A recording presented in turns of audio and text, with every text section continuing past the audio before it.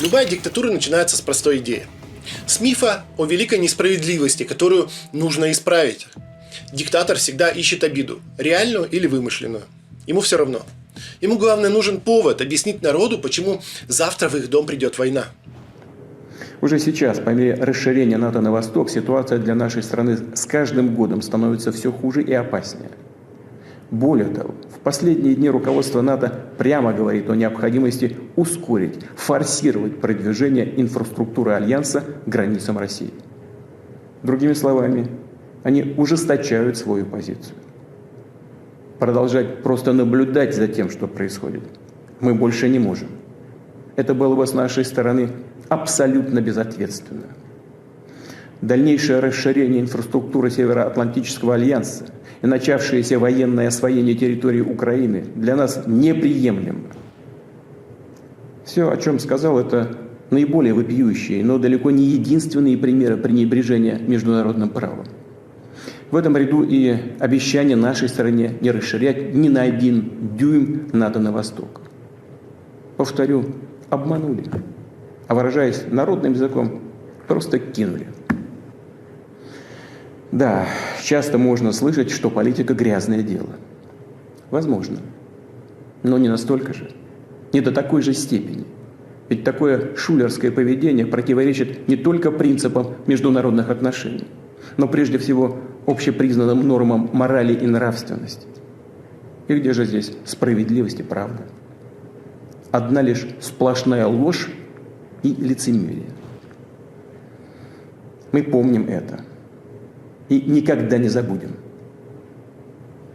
Да, собственно, и до последнего времени не прекращались попытки использовать нас в своих интересах, разрушить наши традиционные ценности и навязать нам свои псевдоценности, которые разъедали бы наш народ изнутри. Те установки, которые они уже агрессивно насаждают в своих странах и которые прямо ведут к деградации и вырождению, поскольку противоречат самой природе человека. Этому не бывать. Никогда и ни у кого этого не получалось. Не получится и сейчас. Гитлер говорил об униженной Германии, о невыгодном Версальском мире, о бесправных немцах. Путин вбивает в голову россиян простые мысли. Нас обманули в 90-е.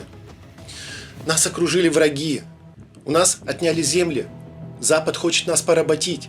Украина не имеет права на существование. Это подготовка почвы. Когда народ начинает верить, что он жертва, следующий шаг предсказуем. А после великой обиды всегда появляется враг. Диктатура не может существовать без образа внешнего или внутреннего противника. И чем абсурднее этот образ, тем лучше для режима. Гитлер создал врага из евреев, коммунистов, славян. Путин из украинцев, Запада, либералов, мигрантов. Врага показывают каждый день по телевизору. Никакой Украины больше быть не должно. Нам же надо санитарный кордон. То есть, если мы оставим хотя бы малую толику вот этой раковой опухоли, она будет снова разрастаться. Уничтожить к чертовой матери. Вогнать реально Украину в каменный век. Просто вогнать. О нем говорят в школах. Его демонизируют, высмеивают, расчеловечивают. И в какой-то момент россияне перестают видеть за словом «украинец» человека. Они видят только ярлык. Все жители Украины, даже дети и ветераны, укранацисты. Украинский язык стал образом русофобии. Понимаете, да? То есть словосочетания, которые мы слышим в украинской транскрипции или произношении, они для нас и для мира, в принципе, и для них самих являются формулированием ненависти к России. Поэтому если, я очень испугался, потому что если будут предметы преподаваться на украинском языке, это катастрофа. Это абсолютно заложенная мина во всю историю. А дальше начинается война. Но не просто война за ресурсы или территории. Это всегда преподносится как священная миссия, как акт справедливости, как самозащита. И вот армия уже переходит границу не как захватчики, а как освободители.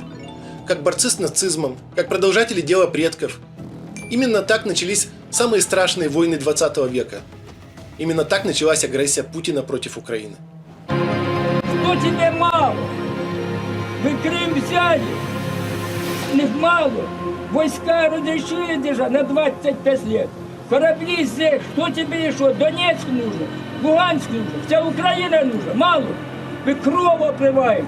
Я хотів би, щоб ветерани Росії слышали и обратились к Путину.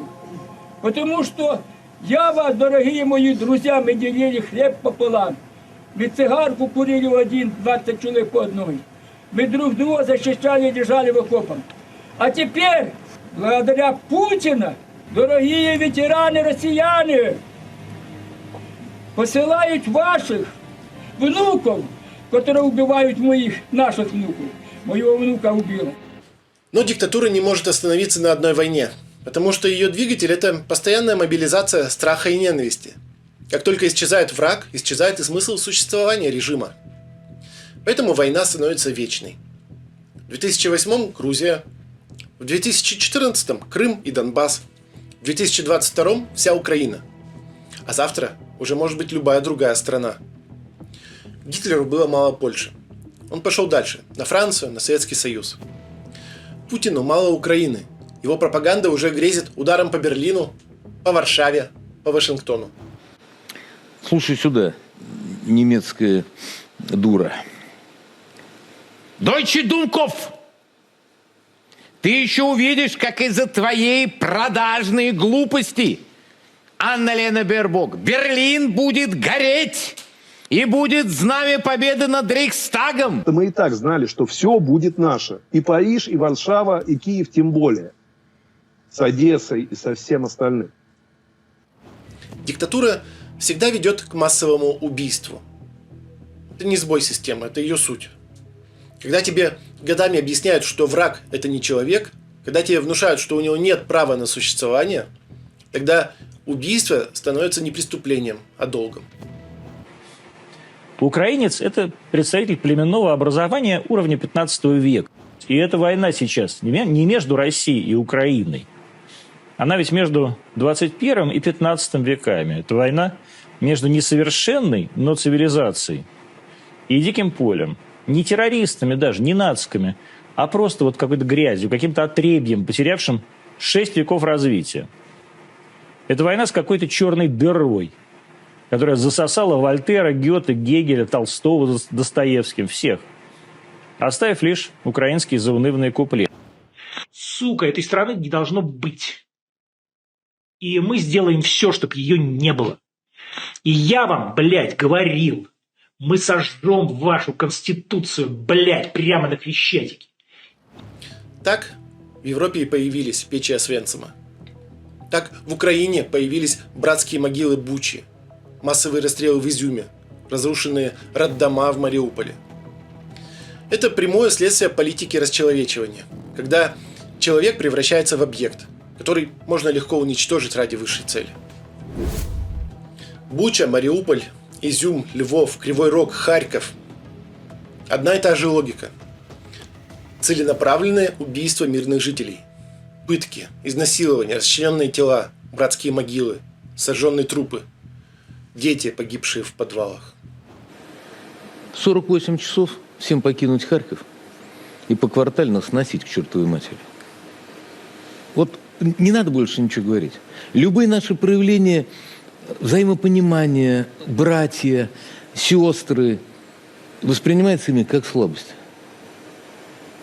Все наши уже здесь.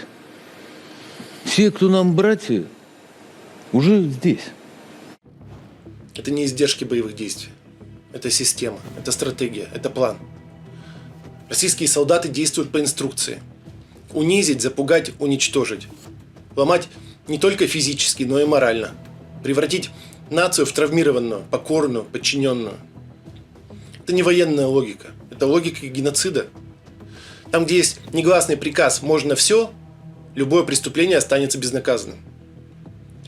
Когда пленные расстреливаются в спину, это не ЧП, это норма. Когда солдаты записывают пытки на телефон, Это не сумасшествие, это часть атмосферы. Туда все!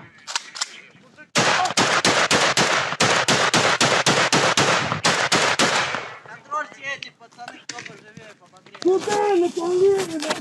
Выходи! Давай, пошел!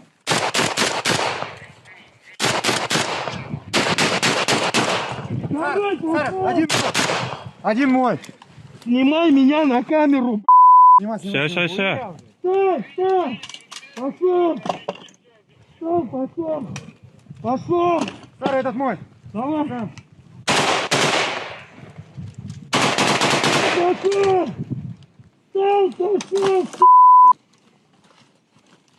Пошел! Бегом!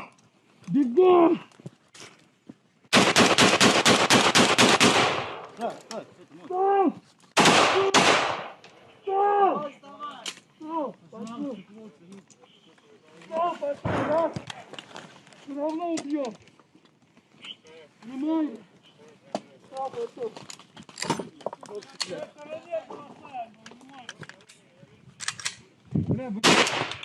Стреляй! Сара, в той стороне голоса.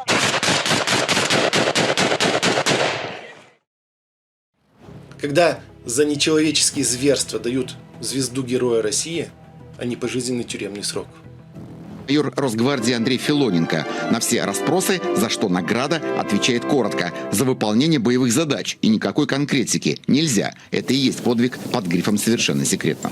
Войска Национальной гвардии Российской Федерации с честью и достоинством выполняют поставленные вами задачи в районе специальной военной операции. Девиз Росгвардии всегда на страже. Мы били, будем бить до нашей полной победы.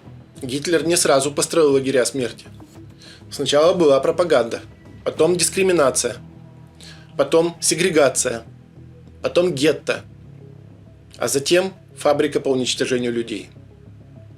Путин действует по тому же плану. Да, масштабы пока меньше, но не из-за гуманности или благоразумия кремлевского маньяка, а просто из-за ограниченности ресурсов.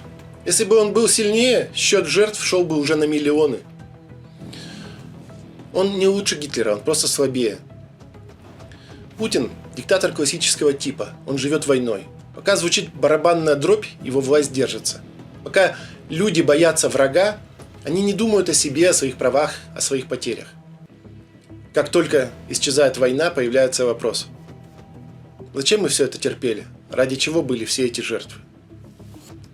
Этот вопрос смертелен для любой диктатуры, поэтому она идет до конца. Гитлер закончил в бункере, убив миллионы, превратив континент в пепел. Путин следует по тому же маршруту. Только в мае 1945 года, когда Берлин был в руинах, а фюрер мертв, Европа поняла цену промедления, цену непровоцирования, цену иллюзии, что с диктатором можно договориться. Сегодня 2025 год. Путин напал на Украину, угрожает человечеству ядерным оружием, выстраивает ось зла из диктатур и пытается диктовать миру свои условия. Запад снова пытается играть в ту же игру. А вдруг он одумается, давайте не будем загонять его в угол, давайте проведем переговоры. История уже показывала, чем заканчиваются такие надежды. Диктаторы не уходят сами, они не знают слова «достаточно». Они живут войной и умирают вместе с ней. Гитлер дал миру урок, но, похоже, его снова забыли. Путин – это не особый случай. Это не какой-то там авторитарный лидер с национальной спецификой. Это та же болезнь, что сожгла Европу в прошлом веке. И если ее не остановить сейчас, она приведет к тем же последствиям.